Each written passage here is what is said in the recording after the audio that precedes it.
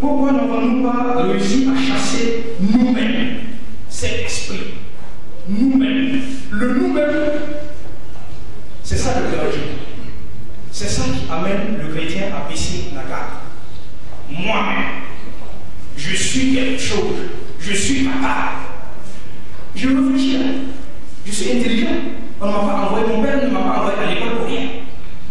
Je suis capable. Et Jésus a dit aux pharisiens qu'il leur est difficile de croire en leur disant: comment pouvez-vous croire?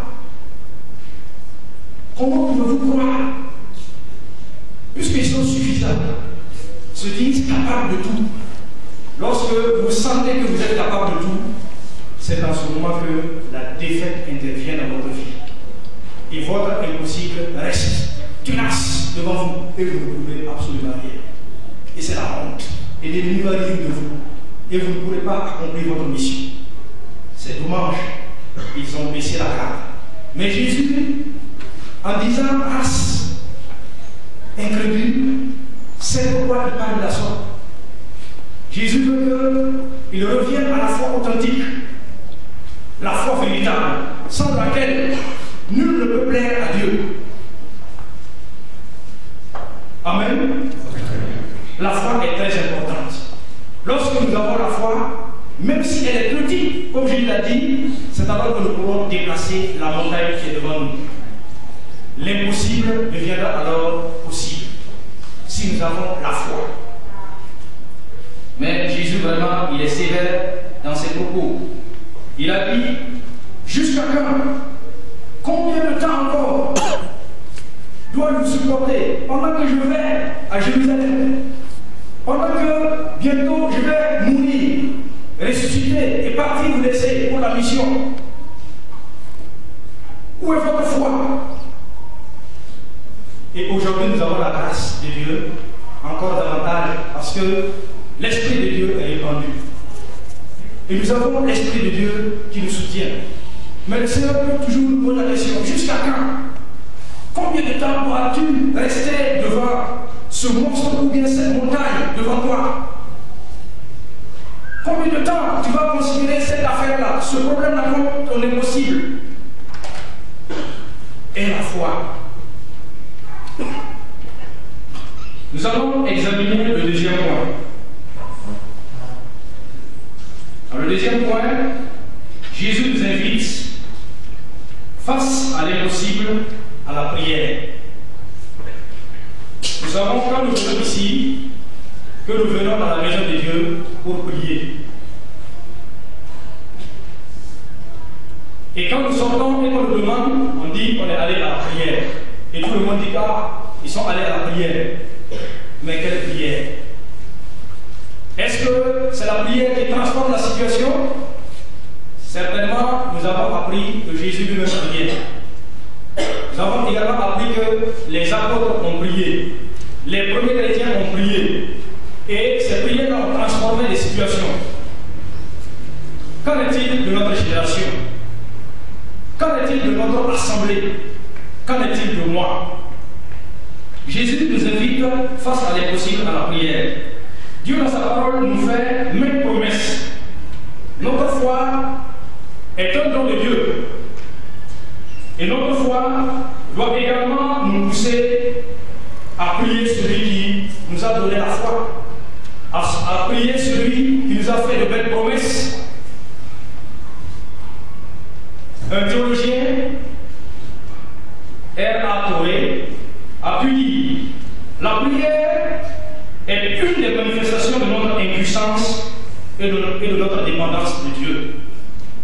Lorsque nous prions, c'est parce que consciemment, nous savons que cette situation-là, nous ne pouvons pas, je ne peux pas résoudre, je ne peux pas l'arranger. Quand je prie, je montre à Dieu mon impuissance. Je suis incapable. Viens à mon secours. Quand je prie, je montre également ma dépendance vis-à-vis de Christ, qui m'a dit: sans moi, tu ne peux rien faire. Sans moi, vous ne pouvez rien faire. Il y a des situations que l'on peut résoudre. Le cas de l'enfant l'exprime bien. S'il s'agissait d'une maladie naturelle, on pouvait facilement aller au dispensaire, les médecins allaient s'en charger. Mais ici, il s'agit d'un esprit impur, d'un esprit mauvais, d'un démon. Il ne faut pas résoudre les problèmes là de la même façon. C'est au cas par cas. C'est-à-dire, le problème social peut se résoudre socialement, mais le problème spirituel se résout spirituellement. Ici, il n'y avait qu'une puissance surnaturelle qui puisse chasser cet esprit qui est surnaturel. C'est un esprit méchant, qui rend sourd et muet, qui rend invalide.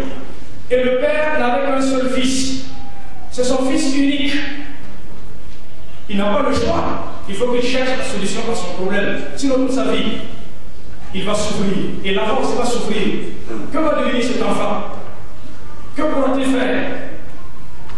Si c'était simplement l'épilepsie, alors ce serait un cas rationnel à résoudre.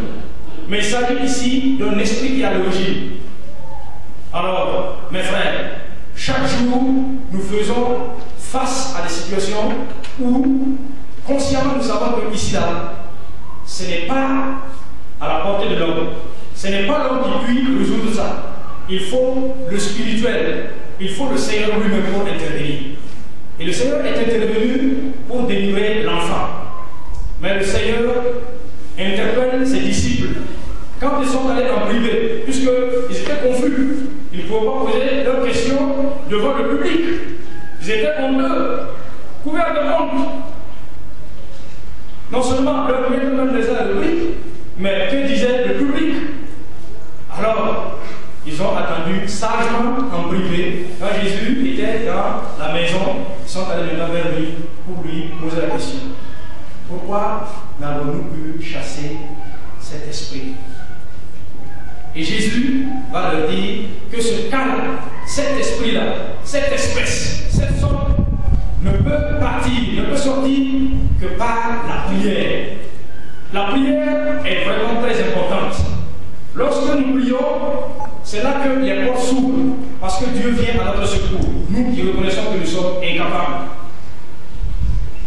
Alors, nous devons tourner le regard constamment vers Jésus, le chef et le consommateur de notre foi. Selon Hébreux 12, 2. Un autre théologien a déclaré ceci. Dans la prière, du moins excusez, sans la prière, la foi est inopérante. Sans la foi, la prière est inopérante. Pour que la prière agisse, il faut l'appui de la foi. Pour obtenir la foi, il faut prier. Notre foi sera à la mesure de notre prière. Et plus notre foi sera grande, plus nos prières seront agissantes. Lorsque nous abandonnons la prière, alors nous avons baissé la garde encore. Parce que le Seigneur, il connaît tout, c'est vrai. Ne disons pas, il connaît la situation, mais pourquoi il n'y a pas? Il dit, priez sans cesse. Priez sans cesse. C'est lui qui nous recommande. C'est un commandement. C'est une obligation pour nous de prier. Si nous ne prions pas, nous allons baisser certainement la garde. Et là, le Seigneur ne serait pas content. Il va encore nous faire un reproche sévère. Donc, mes frères et sœurs, tournons-nous constamment vers le Christ. Jésus a répondu aux deux aveugles dans Matthieu 9, 29. Qu'il vous soit fait selon votre foi. La foi et la prière vont ensemble. C'est deux choses intimement liées. Et nous ne pouvons pas abandonner l'une ou l'autre. Nous devrons combiner les deux. Prier, mais prier avec foi. Il ne faut pas prier comme des récitations. Non. Il faut prier avec foi.